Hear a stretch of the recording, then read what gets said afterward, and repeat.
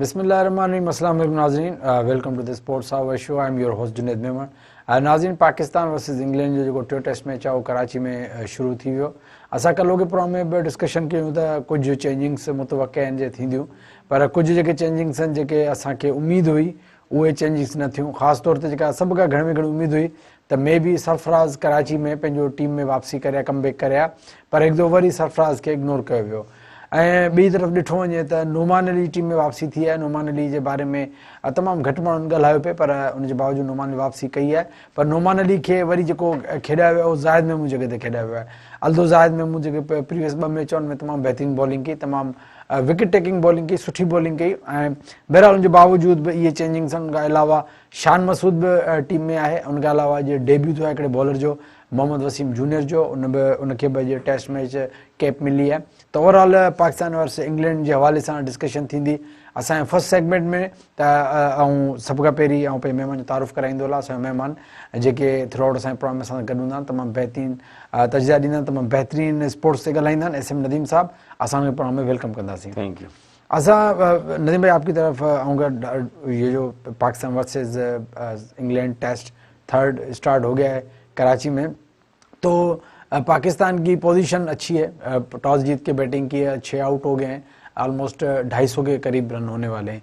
तो बहरहाल अभी जो बैटिंग अगर देखा जाए अगर बैटिंग कार्ड को, तो अगर बाबर आजम के अलावा कोई भी ऐसा प्लेयर जिसने 50+ रन्स किए हों, अजहर अली भी अच्छा खेला, उसका आखिरी मैच है तो उसने भी 45 रन्स किए। उसके अलावा ठीक खेले हैं सब।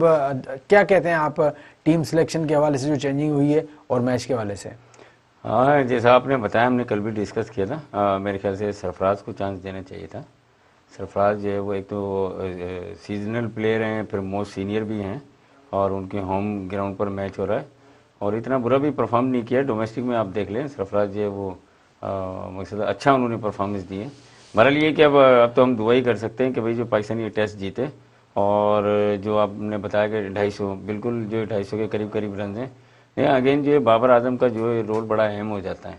अगर बाबर आजम खेलते हैं तो टीम जो है वो थोड़ा सा कंफर्टेबल पोजीशन में आना शुरू हो जाती है। बाबर आजम को फ्रंट से लीड करना पड़ेगा। और दूसरा ये कि जो बाकी जो बैटर्स हैं हमारे, जैसे शान मसूद है, उनको मौका मिला है, उनको भी चाहिए कि वो अगर सेकंड इनिंग में मौका मिलता है तो कुछ अच्छा करें। सऊद शकील हैं, उन्होंने एक इनिंग अच्छी खेली थी, अभी उनका भी मैंने 25-26 रन बनाए हैं, कोई 30 के अंदर अंदर वो आउट हो गए। बाबर आजम तो बैड लक रहा कि वो रन आउट हो गए, ठीक है ना। तो वो अब पाकिस्तान को कम से कम 400 या 450 रन करने होंगे यहाँ पर। तो यहाँ से हो जाएंगे 400 रन। तकरीबन अभी तो 240 तक था स्कोर, तो क्या हो जाएंगे 400? 6 आउट हैं, कुछ कह नहीं सकते। फ़हीम अशरफ भी अच्छा खेलते हैं। सलमान अली आगा जो है वो भी जो है वो उनको एज ए बैटर ही ज़्यादा कंसीडर किया जाता है, बैटिंग ऑलराउंडर। अगर ये कर जाते हैं 100 रन की पार्टनरशिप, तो पाकिस्तान जो है वो कंफर्टेबल पोजीशन में आ जाएगा। फिर ये कि बॉलिंग का जो है वो ट्रायल शुरू हो जाएगा। बॉलिंग ये किस तरीके की बॉल करते हैं, क्योंकि हमारे जैसे जाहिद महमूद का आपने कहा कि उनको बिठा दिया, हालांकि अबरार के अलावा वो सबसे ज़्यादा मोस्ट जो है वो सक्सेसफुल बॉलर थे, सेकंड बॉलर वही थे जिन्होंने ज़्यादा विकेटें ली थी। लेकिन अब देखते हैं कि नोमान को ट्राई किया है, नोमान क्या करते हैं, और मोहम्मद वसीम जूनियर का भी डेब्यू हुआ है, वो किस किस्म की बॉलिंग करते हैं।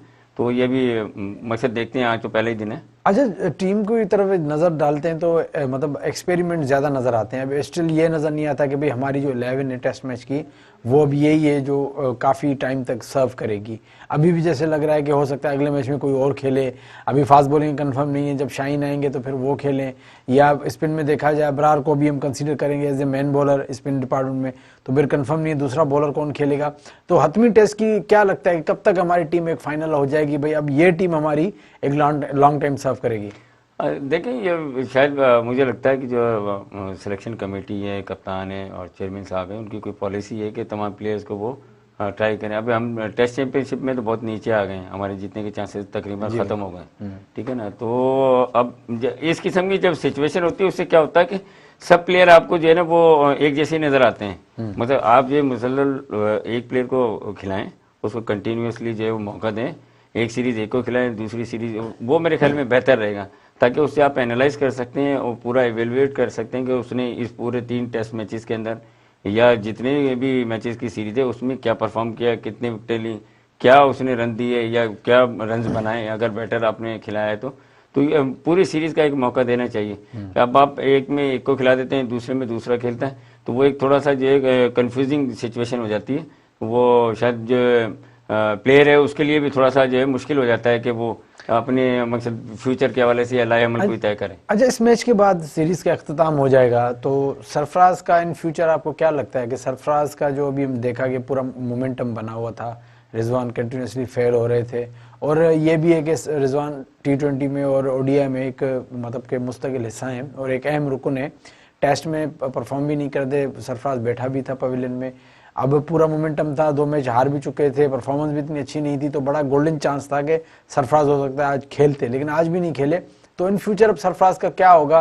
क्या उसको स्क्वाड में इसलिए रखा गया है कि उसको मतलब कि सिर्फ इसलिए कि जैसे मैंने कल भी बात की थी कि वो शर्मिंदगी के लिहाज से कि यार इतना सर्व किया है, एकदम से उसको निकालना ठीक नहीं है, इसको आहिस्ता आहिस्ता करके उसको टीम से निकाला जाए, क्या इसलिए टीम में रखा गया, या वाकई उनको ज़रूरत है सरफराज की कि भाई इन फ्यूचर हम से सर्विसेज लेंगे, उसको रखा क्यों गया स्क्वाड में?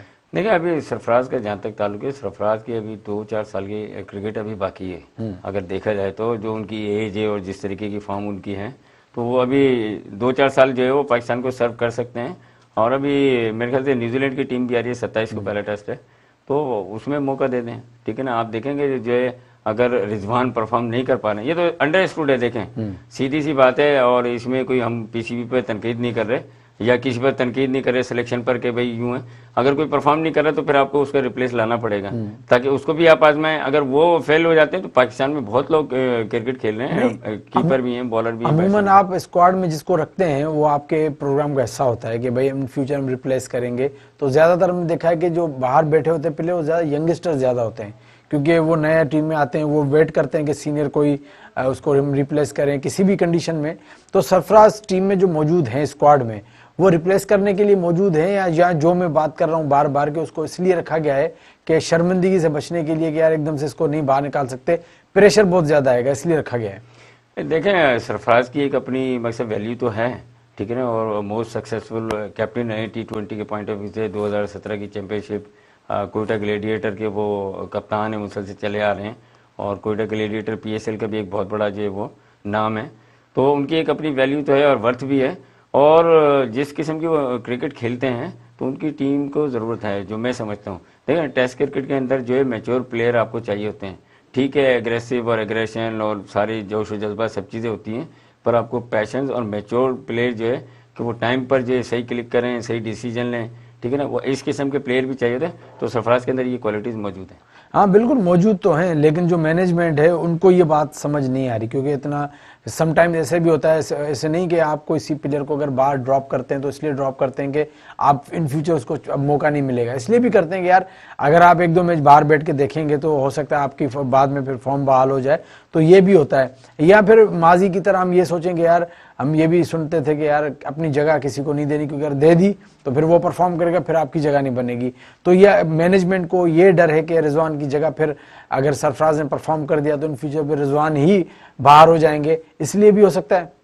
हाँ, देखिए, प्लेयर्स का तो डेफिनेटली कंपटीशन का दौर है, ठीक है ना, और कंपटीशन में ये चीज़ें तो थोड़ी बहुत होती है कि जो हम अगर अपनी परफॉर्मेंस नहीं देंगे, अपनी जगह छोड़ेंगे, तो वो किसी न किसी ने फिल करनी है। देखिए, दुनिया में एक से एक अजीम प्लेयर गुजरा है, ठीक है ना, वो तमाम क्रिकेटिंग कंट्रीज़ को आप देख लें, लारा तेंदुलकर, ठीक है ना, उसके अलावा अब सर्दार ब्रैडमैन, हनीफ मोहम्मद लेजेंड, ठीक है, मतलब पाकिस्तान में जाहिद मियांदाद, इतने प्लेयर्स गुजरे हैं, तो उनकी जो खाली जगह को किसी न किसी ने तो पुर किया है ना। तो ऐसे ही अगर रिजवान परफॉर्म नहीं करते, कोई और आएगा वो पुर कर जाएगा। तो आपने परफॉर्मेंस जो है वो, और यकीनन प्लेयर को खौफ होता है कि अगर मैं परफॉर्म नहीं कर रहा तो वो शायद अपने अंदर भी फील करते होंगे कि यार मैं परफॉर्म नहीं कर रहा हूँ और मुझे पूरी दुनिया देख रही है, पूरा पाकिस्तान देख रहा है, लोग फिर उंगलियां भी उठाते हैं और बात भी करते हैं। अच्छा तो नदीम भाई, बाबर आजम एज ए कप्तान आपको कैसे लगे? क्योंकि बाबर आजम की कप्तानी पे मतलब के कुछ लोग फेवर में बोलते हैं, कुछ लोग मुखालिफ जाते हैं, क्या समझते हैं कि बाबर आजम जब से कप्तान बने टीम का मोरल कहाँ पहुंचा, हम ऊपर जा रहे हैं नीचे जा रहे हैं?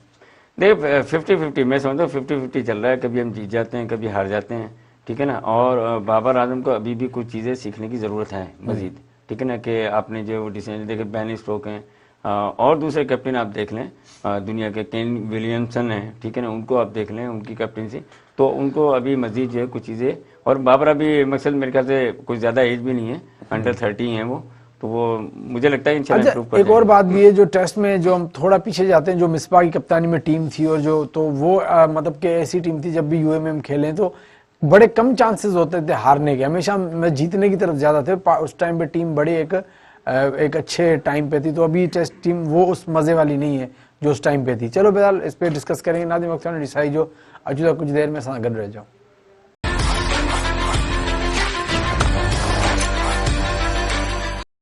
वेलकम बैक नाज़रीन, एक दफ़े भली कार चूंदा प्रोग्राम स्पोर्ट्स आवर में असें डिस्कशन जारी है।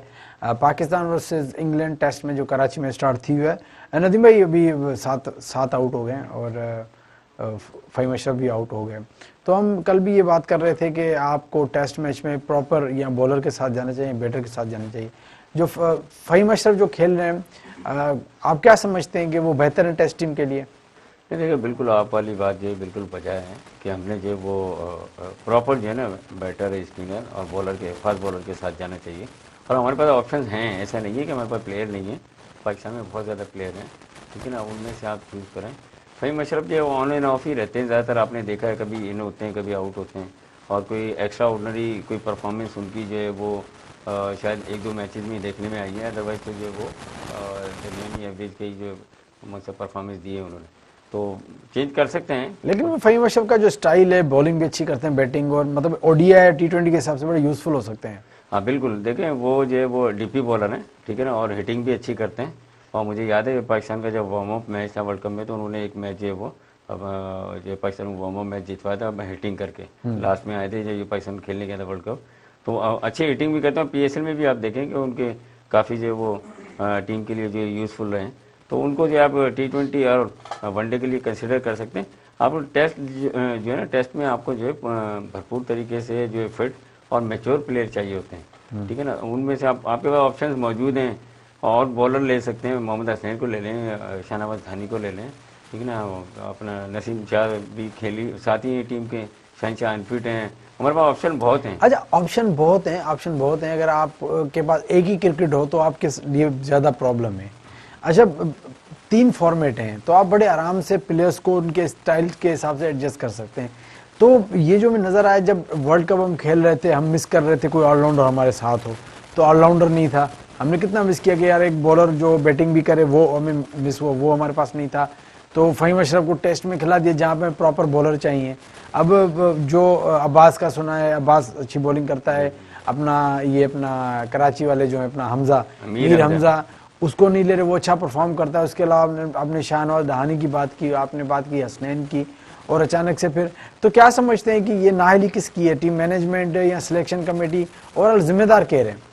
देखिए वो बात ये है कि यकीनन जो है वो जब सिलेक्शन होती है तो चेयरमैन साहब जो है ब्रीफिंग भी देते हैं, ठीक है ना, सिलेक्शन कमेटी के भाई इस प्लेयर को। और काफ़ी लोग पूछते भी हैं कि भाई आपने ये प्लेयर लिया है, इसकी क्या खूबी है, वो प्लेयर नहीं लिया, उसके अंदर क्या खामी है। जैसे शर्जील का आ गया था फिटनेस का इशू, ठीक है ना, ऐसी प्लेयर्स की वो एक एक प्लेयर की बाकायदा बताते हैं, ठीक है ना। वो जैसे मीर हमजा है, वो भी अच्छा जो बॉलर है, और आप देखें मुसलसल परफॉर्म कर रहे हैं मीर हमजा, उसको भी मौका देना चाहिए। अगर शहनशाह अफरीदी हमारे पास लेफ्ट आर्म जो है वो अनफिट हो गए हैं, तो वो लेफ्ट आर्म बॉलर है और अच्छी बॉल करता है। आप उनकी डोमेस्टिक में परफॉर्मेंस देखें, बड़े जो वो सिंध को उन्होंने जो है बहुत ज़्यादा जो है सर्विसेज दी हैं, मीर हमजा हो गया। और ये देखें कलेक्टिव चीज़ें हैं, ये सारी एक दूसरे से जुड़े हुए हैं, ठीक है ना। चेयरमैन साहब, सिलेक्शन कमेटी, कप्तान, कोच, ट्रेनर, फिजियो, सब लोग एक। अब इनमें से किसको कौन सा प्लेयर पसंद नहीं है या वो उसको मतलब फेवर नहीं करता, उसकी वजह से शायद जो 2-4 प्लेयर रह जाते हैं।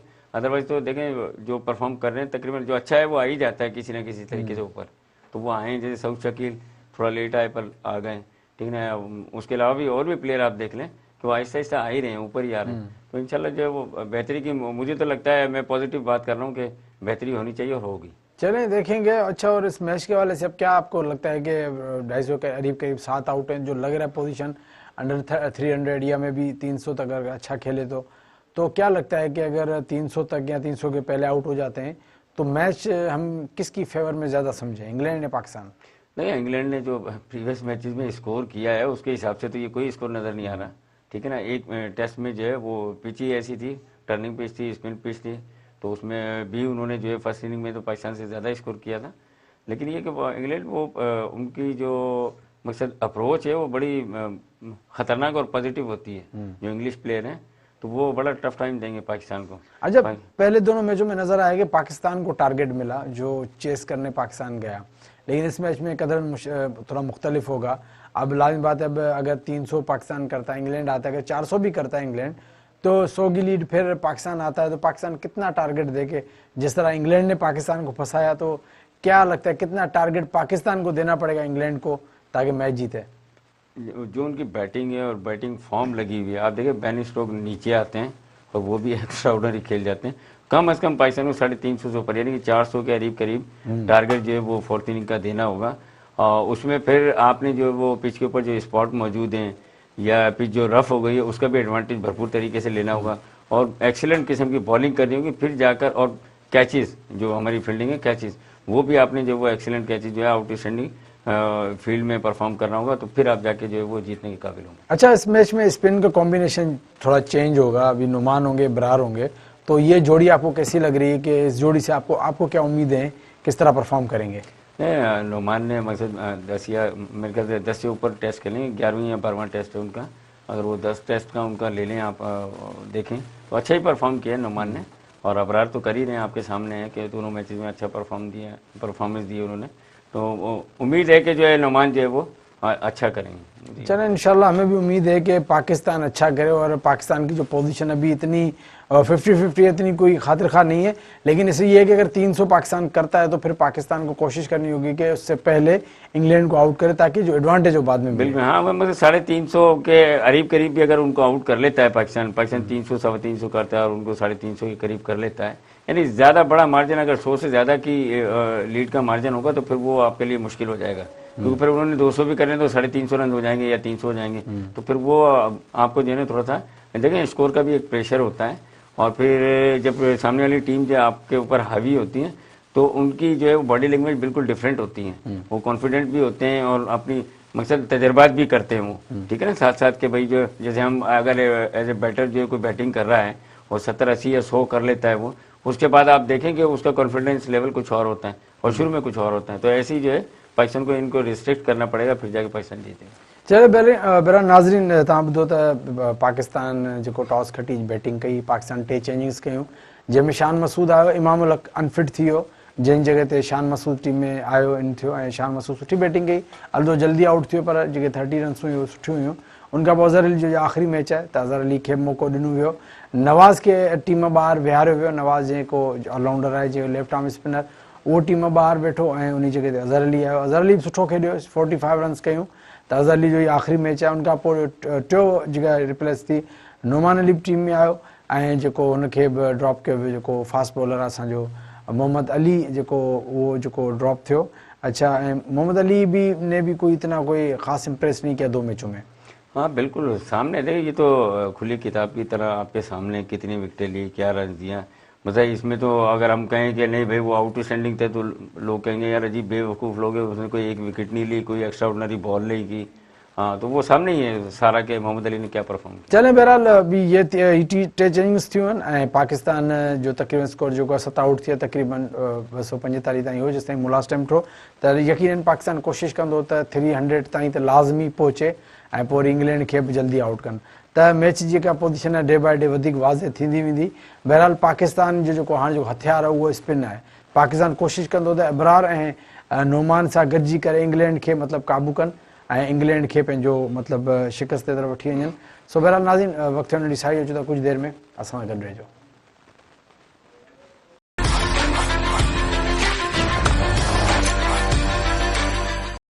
वेलकम बैक नाज़रीन, एक दफ़ो तव्हां भली कार चूंदा प्रोग्राम स्पोर्ट्स आवर में असांजी डिस्कशन जारी आहे अबाउट क्रिकेट।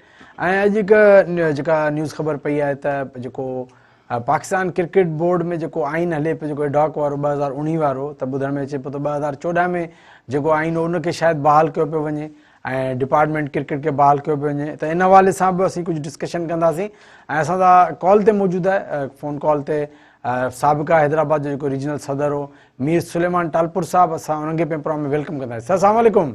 वालेकुम अस्सलाम। सर छा हाल आहे, ख़ुशि आहियो? तबियत ठीकु आहे? दुआऊं अल्हम्दुलिल्लाह। अच्छा सर, मुंहिंजा सवाल त आहिनि कुझु, उन खां पहिरीं नदीम भाई बि कोई सवाल कंदो तव्हां खां इन हवाले सां। नदीम भाई, आप क्या पूछना चाह रहे थे मीर साहब से? अस्सलाम वालेकुम मीर साहब। वालेकुम अस्सलाम नदीम भाई, खैरियत है? अल्हम्दुलिल्लाह, आप बताएं ठीक हैं? शुक्र अल्हम्दुलिल्लाह सर। हाँ माशाल्लाह, एवरग्रीन आप मेहरबानी। ये देखते रहते हैं आपको। अच्छा मीर साहब, अल्लाह मेरा अल्लाह सवाल ये बरकत था सर। कि जो अभी ये डिपार्टमेंटल क्रिकेट अगर जो है वो बहाल हो जाती है, ठीक है, तो उससे हमारे जो प्लेयर्स हैं उनको कितना फ़ायदा होगा, और ये जो अभी चल रही है क्रिकेट, इससे हमारे प्लेयर्स को नुकसान क्या है? सर सबसे पहले तो मैं कहता हूँ पूरी कौम को मुबारक हो कि ये जो जाहिलों वाला आइन पीसीबी ने 2019 में और 18 में दिया था, उसमें से जान छूटेगी। और आप क्रिकेट का जो तबाही है वो तो सब लोग देख रहे हैं। लोग जो पिछली बातें होती हैं वो उनको नजर आ जाती है। बात दरअसल यही है अपना नदीम भाई, यहाँ पर जो नुकसान हो रहा है क्रिकेट को, वो सबसे बड़ा नुकसान यही है कि ये जो आइन है वो गैर नुमाइंदा, गैर जमहूरी और मेरे हिसाब से बिल्कुल एक गैर आइनी जो है वो इकदाम के तौर पर लाया गया ये आइन है। और जो 2014 का आइन है वो सुप्रीम कोर्ट की तरफ से बाकायदा जजेस ने जो है वो अडेप्ट करवा कर और फिर उसके बाद उसको पीसीबी ने अडॉप्ट किया था। तो हमको जो नुकसान था वो सबसे बड़ा ये था कि क्रिकेट एक्सक्लूसिव हो गई थी। खास कुछ 2 4 5 लोगों के हाथों में क्रिकेट चली गई थी, और जो बड़ा तबका था, जो गरीब लोग थे, जो स्टेक होल्डर्स थे, उन सबको उन्होंने इस सिस्टम से बाहर रखा हुआ था। अच्छा सबसे बड़ी पीसीबी की जो नाकामी थी वो ये थी कि और 2019 का कॉन्स्टिट्यूशन वो खुद भी नाफिज ना कर सके। अच्छा मीर साहब, ये जो आपकी जो खबरें आ रही हैं 2014 के बहाली वाली, फिर वो ये खबरें, इनमें सदाकत कितनी है? ऐसे तो नहीं कि कुछ दिन बाद पता चले यार वो तो एक ऐसे ही खबर हमने सुनी थी। अच्छा, वो इतने दिनों तक आपने ये खबर पहले क्यों नहीं सुनी? ठीक है, ये खबर जहां पर कहते हैं धुआं वहीं से उठता है जहां पर आग होती है। सबसे बड़ी बात ये है कि ये आपको भी पता है, ये मुझे भी पता है, मैं आप लोगों को कई दफा करोड़ दफा ये बातें बता चुका हूं कि ये लोग ये जो आइन था ये ना काबिले अमल आइन था, ये नाफिज हो ही नहीं सकता था, और इसका कोई हल नहीं था। अगर पाकिस्तान की क्रिकेट को बचाना था तो इसका और कोई हल नहीं था, सिवाय इसके अच्छा मीर कि साहब, दोबारा जो है वो 2014 का ये आइन बहाल किया जाए। अच्छा और ये कोई एक दिन की बात नहीं है, ये 2 दिन की बात नहीं है। शहबाज शरीफ साहब ने बहुत बड़ा टाइम दिया है इसको कि आप अपना कोई काम करके दिखा दें, आप अपनी कोई जो है वो कारकर्दगी करके दिखा दें, लेकिन वो कुछ भी नहीं कर सके। अल्हम्दुलिल्लाह मीर साहब, पाकिस्तान को पहली बार व्हाइट वॉश का सामना है मेरे भाई आज। मीर साहब, तो ये तो कोई क्रिकेट आपकी जो है वो बहुत ज्यादा तरक्की कर रही है। अच्छा मीर साहब, जब ये आइन अब बहाल होगा, मुकम्मल बहाल होगा, या इसमें कुछ चेंजिंग्स होगी या मिक्स होके नया आइन बनेगा, होगा क्या? होगा यही कि फिलहाल आपको 2014 का ही आइन एज इट इज बहाल किए बगैर आपके पास और कोई हल ही नहीं है, क्योंकि 2014 के आइन में चेयरमैन को हटाने का रास्ता भी है। सबसे पहले 2014 का आइन बहाल होगा, उसके बाद चेयरमैन भी हट जाएंगे, उसके बाद ये इनका पूरा का पूरा जो स्ट्रक्चर, जो गैर आइनी स्ट्रक्चर बना हुआ है, हर चीज उन्होंने जो है वो सिर्फ आर्जी और एडहॉक पर जो है वो चला रहे हैं, वो सारा का सारा निजाम खत्म हो जाएगा। अच्छा, चलें, अगर ये जब ये खत्म हो जाएगा तो जब हम उस बहाल में वापस आइन में आ जाएंगे 2014 में, तो हम कौन सी बातें, अच्छी बातें मिस करेंगे इस आइन की? कोई अच्छी बात नहीं है मेरे हिसाब से। कौन सी अच्छी बात है? नहीं, आप मिसाल के तौर पे आप कोई एक बात अच्छी बता दें कि भाई लोगों को कोई फायदा हुआ हो। हाँ, मखसूस लोगों को फायदा हुआ है, नदीम जिन भाई लोगों को उन्होंने कोचेस बनाया हुआ है उनको फायदा हुआ है, बाकी मुझे तो और कोई फायदा कहीं पर भी नजर नहीं आया। क्रिकेट को कोई फायदा हुआ हो तो आप मुझे बताओ। मीर साहब देखें, इन्होंने कोई 90 से ज़्यादा सिटीज़ के अंदर कोचेज़ लगाए, जूनियर लीग करवाई, ठीक है ना, और फिर अमाउंट भी मेरे ख्याल से प्लेयर्स का बढ़ाया, तो ये फ़ायदा नहीं था? ये कौन सा फायदा था सर? मुझे क्रिकेट को उससे कौन सा फायदा हो रहा था? आपके कोचेज मुतकुल अनान जो है वो हुक्मरानी जो है वो कर रहे थे, उनकी अपनी मर्जी होती थी, जिसको चाहते थे खिलाते थे, जिसको चाहते थे बैठा देते थे। आपका कोई उनको पूछने वाला नहीं था। यहाँ तक कि सिंध क्रिकेट एसोसिएशन वो खुद जो है वो जिंदा लाश के बराबर थी। मैंने करोड़ दफा जो है वो ट्वीटें की, मैंने लोगों को समझाया कि बाबा ये जिंदा लाशें हैं, जिंदा लाशों में से जान अच्छा मीर साहब, आखिरी सवाल, आपका जो बच्चा आगे चलकर जब यही कुछ, अच्छा चलें, आप कहते हैं कोई फायदा हुआ है? ये आखिरी सवाल, क्रिकेट से इसको कौन सा फायदा है? मीर साहब, अगर हैदराबाद में एक कोच लग गया तो उससे क्रिकेट को क्या फायदा होगा? मीर साहब आखिरी सवाल, मीर साहब जी जी जी जी जी, सवाल ये है कि जो वो अजला हैं जिनको अभी मतलब के एक उनके क्लब जैसे डिस्ट्रिक्ट मटियारी है या जैसे डिस्ट्रिक्ट टनोले ऑटोनोमस खान, जिनको भी प्लेइंग राइट्स मिलने का आसरा है, या जो जहाँ पे क्लब अभी रजिस्टर्ड हुए हैं, उनका क्या होगा? ये वापस उसी पोजीशन में चले जाएंगे? ये बिल्कुल वापस उसी पोजीशन में चले जाएंगे तो जो फिर ये कॉन्स्टिट्यूशनल है। लेकिन अगर इन्होंने कोई अमेंडमेंट करके और उसको कोई स्पेशल स्टेटस दे दिया कि ये जो स्क्रूटनी है उसको एज स्टेटस रखा जाएगा, या आगे चलकर कोई बोर्ड ये फैसला करता है कि हम स्क्रूटनी को जो है वो मानते हैं, तो वो आगे की बातें हैं। लेकिन जिस वक्त अगर 2014 का आइन एज इट इज बहाल होता है तो ये बात वहीं की वहीं खत्म हो जाएगी। चलें। अच्छा नदीम भाई, कोई जरूरी सवाल? टाइम एंड हो गया है। मैं पूछना चाह रहा मेरी साहब, ये जो आइन जो तब्दील होता है हमारे पाकिस्तान में, मतलब स्कूल खेलों का या दूसरी चीज़ों का, तो ये क्या पीसीबी का कोई गवर्निंग बोर्ड है वो आइन इसको तब्दील करता है, या मतलब इसका तरीक़ेकार क्या है? ये थोड़ा सा वजह कर दें आप ताकि लोगों को पता हो। मैं आपको बताता हूँ सर, जब तक 18वीं तरमीम नहीं आई थी तब तक पीसीबी एक इंडिपेंडेंट इदारा था, और जो भी बनता था वो पाकिस्तान क्रिकेट बोर्ड के बीओजी के हिसाब से बनता था। लेकिन अब जब से 18वीं तरमीम आ गई है, तो क्योंकि कोई भी चीज आप सेंट्रलाइज्ड पाकिस्तान के अंदर फेडरेशन में आप नहीं रख सकते, तो ये चली गई है इंटर प्रोविंशियल कोऑर्डिनेशन मिनिस्ट्री के अंडर, आपकी जो पीसीबी है वो। और ये सबसे पहले जो मंजूर होगा वो आईपीसी जिसे कहते हैं, इंटर प्रोविंशियल कोऑर्डिनेशन मिनिस्ट्री जो होती है, ये वहां पर जमा होता है, वो नोटिफिकेशन निकालते हैं। उसके बाद जो है वो उनको वो करना पड़ता है कि हाँ हम लोग ये जो है वो मानने के लिए तैयार हैं, और वो मानेंगे। उनके पास और कोई हल नहीं होता सिवाय इसके कि वो उसे माने। मीर साहब तो टाइम, तभी जो है वो आगे चलकर वो आगे कॉन्स्टिट्यूशन होता है। मीर साहब thank you so much, time is very short, time ख़त्म थी वियो आहे। तव्हांजी वॾी महिरबानी। अञा वधीक क्वेश्चन हुआ पर टाइम जो इजाज़त नथो ॾे। तव्हांजी वॾी महिरबानी, तव्हां आयो ऐं पंहिंजे ख़्याल जो इज़हार कयो। Thank you so much. ऐं नदीम भाई आपका भी शुक्रिया, आप भी आए।